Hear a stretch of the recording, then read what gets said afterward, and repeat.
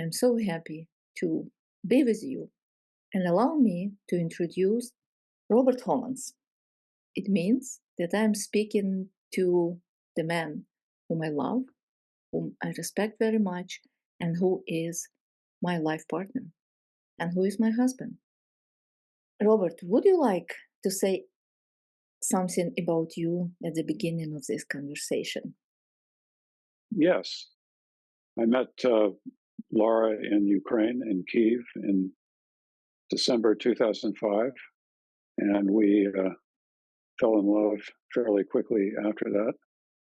And we've been together ever since. My career has largely been in commercial finance.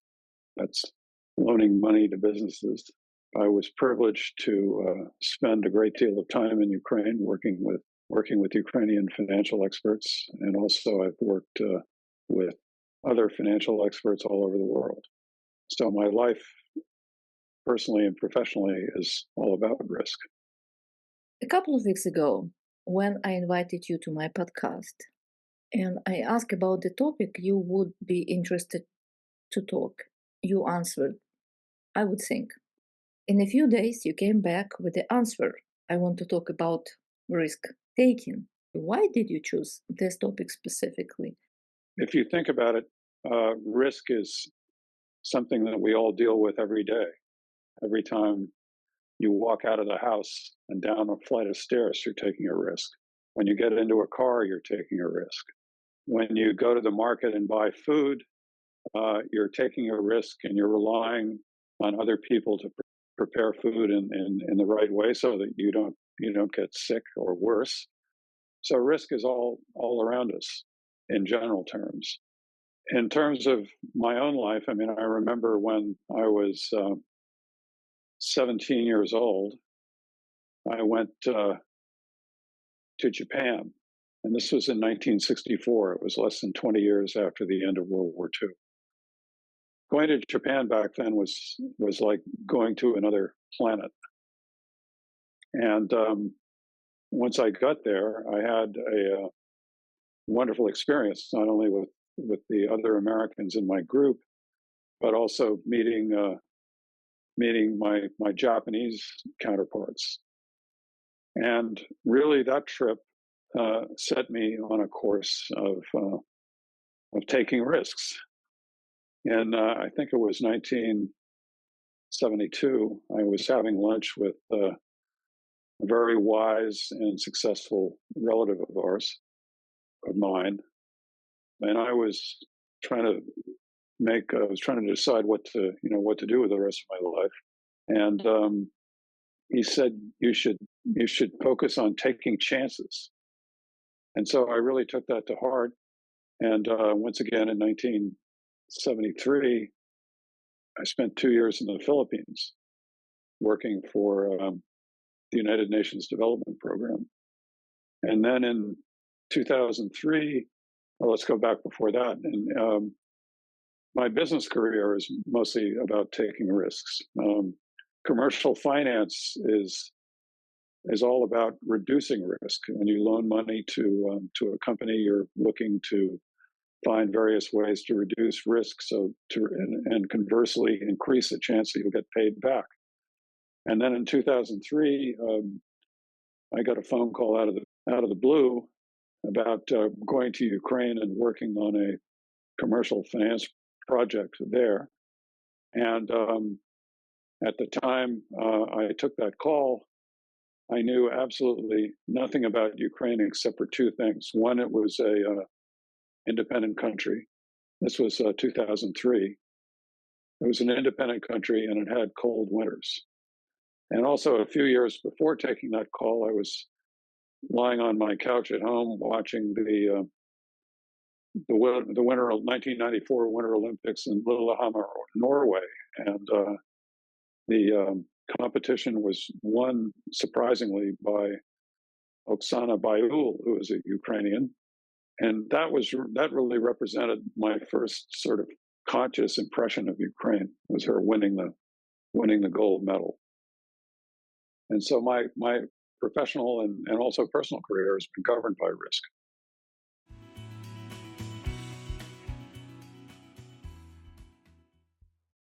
Does it mean that taking risk is about defining the chances to take, which can be risky? Well, you always have to evaluate the opportunity, the whether or not you will benefit from that opportunity, and what are the potential costs. There's a term in economics called opportunity cost, and opportunity cost is defined as the benefits that you are avoiding by making another choice. In other words, when I decided to go to the Philippines, I was not taking advantage of other opportunities. So you're always having to decide what type of path you want to take.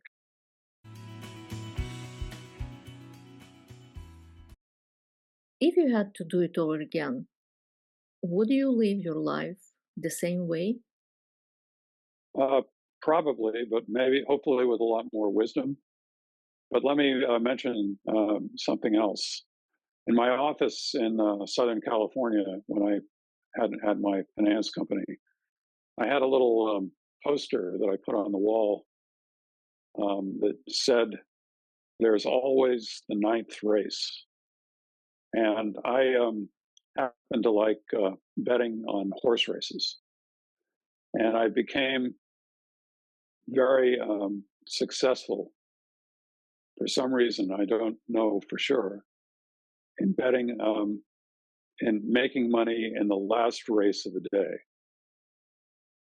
There was one year, I think it was right before I went to Ukraine full time in 2006.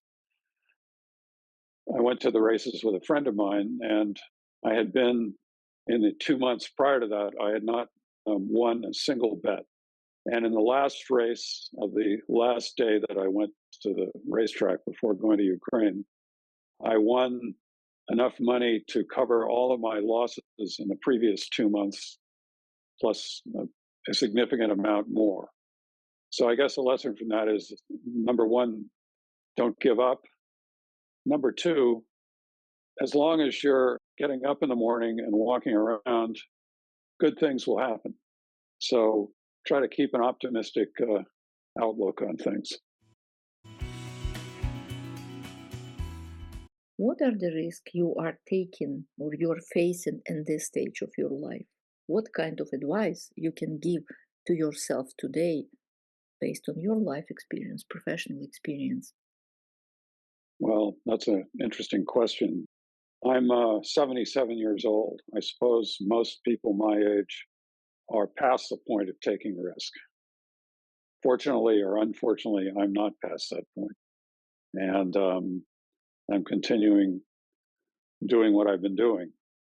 Maybe that's a good thing, or maybe it's a bad thing, but that's the reality right now. But during this conversation, I thought about the importance of understanding and dealing with risk. If you and I work a lot in what's known as emerging markets. I really don't particularly like that term, but I find that many financial institutions in these markets don't do a very good job of understanding risk or measuring it. And what's the result of that? The result of that is that a lot of small businesses in Ukraine or sub-Saharan Africa or other places where I've worked, they don't get financing because people who work in the finance industry need to evaluate risk and ask, what is the prospect of getting repaid? And unless you're able to do that, the overall economy of a country, but especially the chances of success of small businessmen is reduced. So, that's one example of dealing with risk in a professional setting, but a lot of the same things apply in personal settings as well. You are taking the risk and challenges and chances almost every day. And come to speak here to this podcast is also kind of risk, yeah? It will go in to the world, and we don't know how people will be reacting, what kind of comments we can get. And it's openness. To be open is also about taking the risk. To start doing something new, it's also about taking the risk. So I wish you to be on this track and to help yourself by your own experience and wisdom nuggets. Yeah, it's probably fair to say that most people my age aren't learning how to develop a YouTube channel or releasing basically starting a new business, releasing these commercial finance courses. But as an old friend of mine once said, your brain is like any other muscle, and like any other muscle, it needs to be exercised. So I suppose that, at least I hope, that that my brain is getting plenty of exercise and will continue to get exercise. If you have a chance to speak to the entire world, and you know that the entire world is listening to you, really listening to you, what is your one wisdom word or nugget about risk that your soul wants to share? You want one word? Yes, if you can put it in one word or one sentence, or one short story. It's up to you. Perseverance.